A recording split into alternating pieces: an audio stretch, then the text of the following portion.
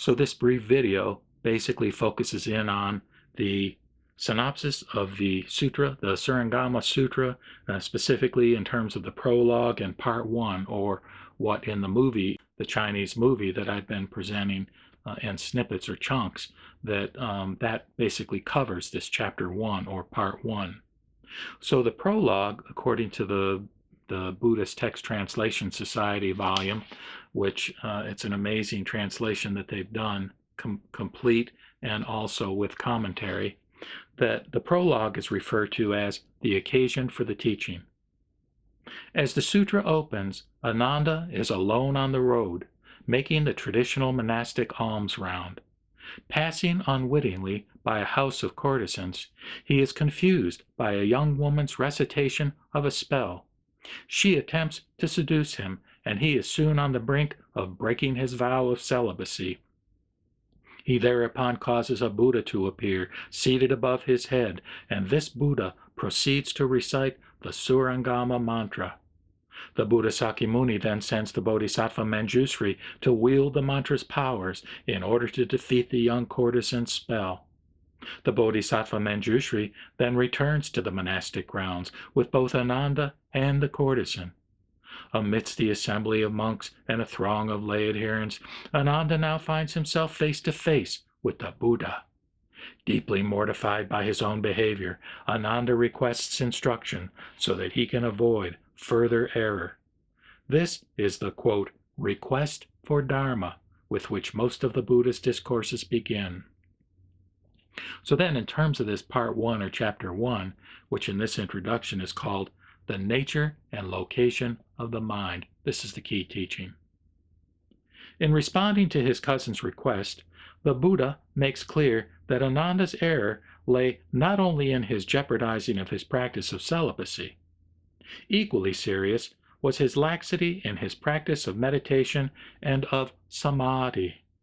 Because of this laxity, his mental focus was not firm enough to resist the influence of the courtesan's spell. It is this failure that the Buddha will address in his teaching. He undertakes first to show Ananda what might be involved in transcending the conditioned world, that is, in transcending the stream of sense impressions that we take to be our external environment, and the stream of inner thoughts that we cherish as characteristic of our identity. To approach this topic, the Buddha begins by asking Ananda to consider where his mind is located. Ananda offers the evident answer that his mind is to be found in his body.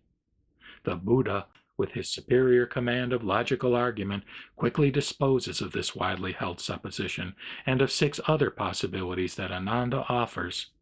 Ananda is left with the bewildering conclusion that his mind is neither inside his body nor outside it, nor somewhere in between, nor anywhere else. The Buddha then compounds his cousin's confusion by stating that there are fundamentally 2 kinds of mind. First, the ordinary mind, of which we are aware and which is entangled, lifetime after lifetime, in the snare of illusory perceptions and deluded mental activity. And second, the everlasting true mind, which is our real nature and which is identical to the fully awakened mind of all Buddhas. The Buddha adds that it is because beings have lost touch with their own true mind that they are bound to the cycle of death and rebirth. So that is a very condensed synopsis, because this chapter really, it goes on, and I think those of you who are native Chinese speakers will definitely appreciate seeing the segments from the movie, which of course I've given the link to the entire movie down in the description of each one of those segments, which you can go to. And as for English speakers, the subtitles are there, and while it does involve having to read them, the fact that it's portrayed with such drama, it's kind of cool. It really is a beautiful and well done presentation, and I hope you enjoy it.